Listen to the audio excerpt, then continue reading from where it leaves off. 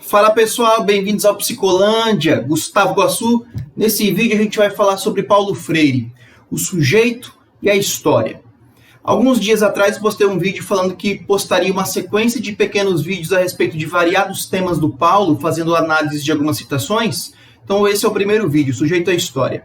Bom, já se inscreve no canal, ativa o sininho das notificações, deixa um comentário e clica no gostei para a gente chegar aí no final do ano aos 1000 inscritos. Bora lá? Primeira coisa, antes de eu colocar na citação, o ser humano, ele é o criador da história.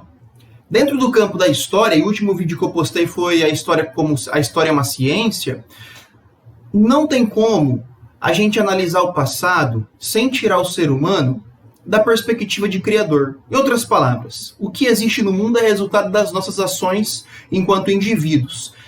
Tudo que tem no mundo é resultado da nossa relação com os outros. O ser humano constrói sua história no tempo.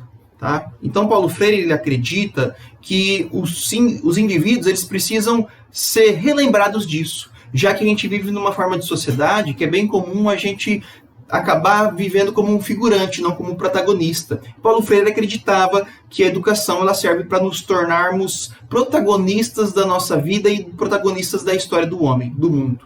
Então é nesse contexto que a citação a seguir vai ser colocada, tá? Então vamos lá.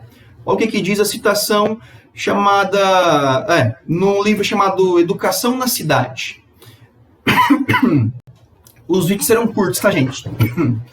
Não devemos chamar o povo à escola para receber instruções, receitas, ameaças, repreensões e punições, mas para participar coletivamente da construção de um saber, que vai além do saber da pura experiência feito, que leva em conta suas necessidades e o torna instrumento de luta, possibilitando-lhe transformar-se em sujeito da sua própria história. Então tem três coisas aqui nessa frase para a gente destrinchar. Primeiro, não devemos chamar o povo à escola para simplesmente receber informações, instruções, receitas e sofrer punições.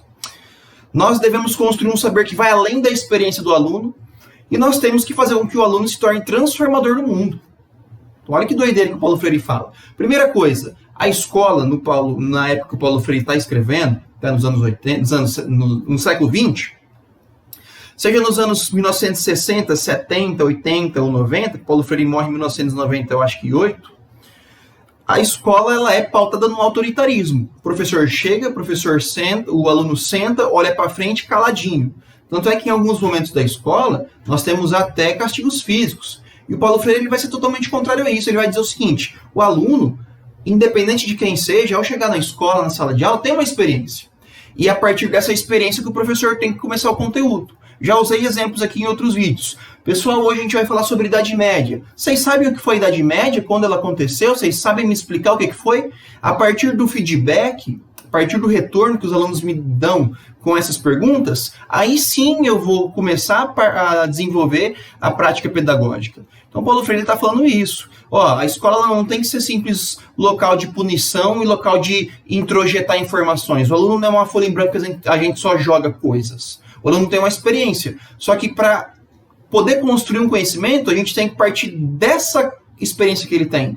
Porque daí vai fazer mais sentido para ele do que simplesmente fazer uma explanação teórica que é totalmente abstrata. Ao mesmo tempo, a educação para Paulo Freire ela tem que ter a possibilidade de gerar no indivíduo uma conscientização de que ele é também responsável pela criação do mundo. O mundo é resultado das nossas ações.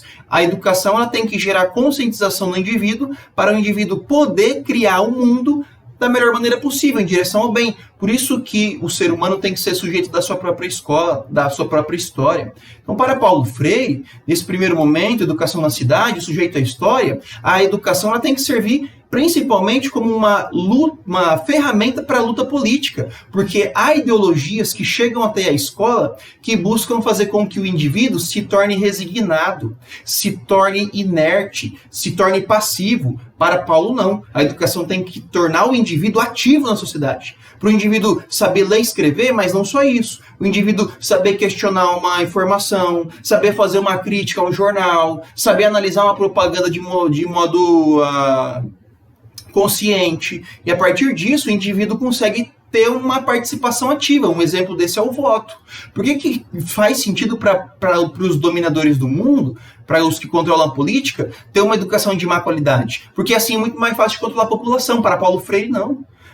Para Paulo Freire, é importante a escola conscientizar o aluno para o aluno saber votar certo. Por isso que Paulo Freire foi, durante 20 anos, exilado do Brasil. Porque essa educação é uma educação conscientizadora. O Paulo quer que as pessoas saiam da escola sabendo votar, sabendo ler e escrever, sabendo fazer uma crítica a um discurso político, sabendo fazer uma análise ao discurso político. E, desse sentido, ele pode fazer um processo eleitoral que seja consciente, pautado em bons valores, numa certa moral, num projeto ético de sociedade. Por isso que Paulo Freire, talvez, muitas vezes, é bem mal visto a alguns grupos da direita, já que Paulo Freire, ele luta principalmente contra essa própria forma de controle que alguns grupos da sociedade possuem. E não sou de esquerda, tá, gente?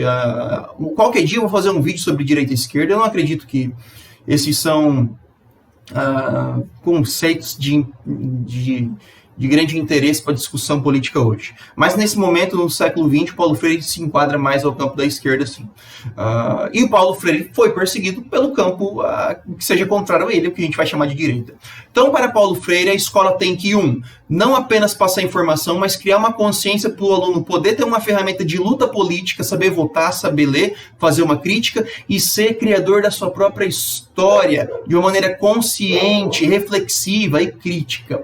Se você não sabia disso sobre Paulo Freire, leia o livro Educação na Cidade. Tamo junto, se inscreve no canal, ativa o sininho, deixa o gostei e faz um comentário para a gente chegar aos 1000 inscritos. Grande abraço, é nóis!